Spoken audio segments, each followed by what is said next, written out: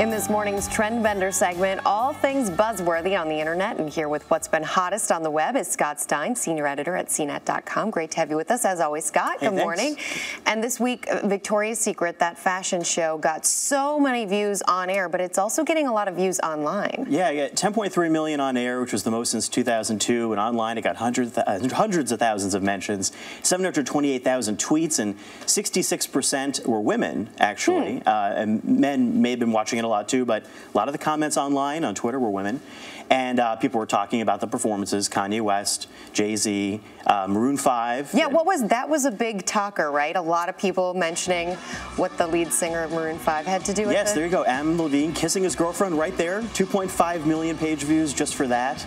And, you know, besides the commentary and stuff like that and the $2.5 million bra, you've got a lot of people commenting on the show itself and how it made them feel. On Twitter, right? Yes, on Twitter. Take a look at some of these tweets, because I thought some of them were, I don't know, apropos of the moment. This one, Victoria's Secret fashion show, making girls feel bad about themselves since 1999. Yeah, I mean, well, it's only a couple of days after Thanksgiving, and you're full of turkey, and you're watching all these beautiful people go down a runway, and yeah. This one feels bad. Hate myself, running 9 miles tomorrow because it's 5 days after Thanksgiving. We go from watching balloons in the parade, which doesn't feel as threatening, and then you watch people going down a runway looking great, and you think, well, wow, I just ate all that food. Come on. Speaking of eating a lot of food, a lot of people are talking about food, sharing their food on this new website called Pinterest. Yeah, and this is a site that I hadn't even been aware of that much until recently, and they doubled their users in the last month.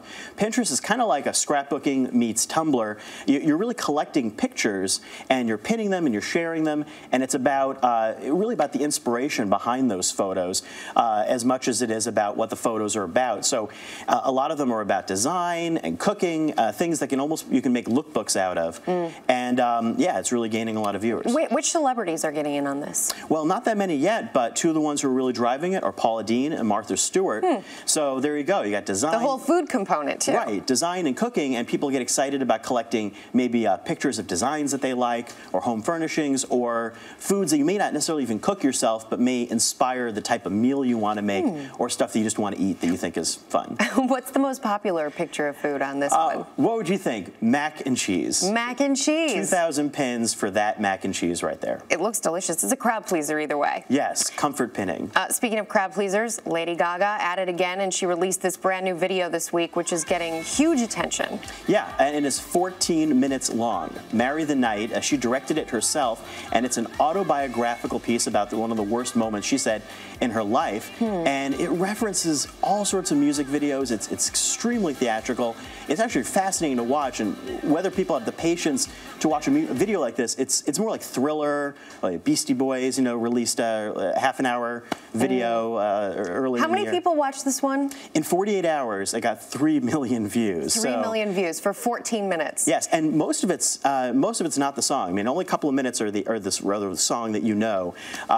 So you know, how many people are going to rewatch it if you're not a hardcore Gaga fan? There's tons of Gaga fans, so they'll rewatch it all the time. But I mean, it's fascinating to watch for me the first time. I don't know if I'd watch it again right now.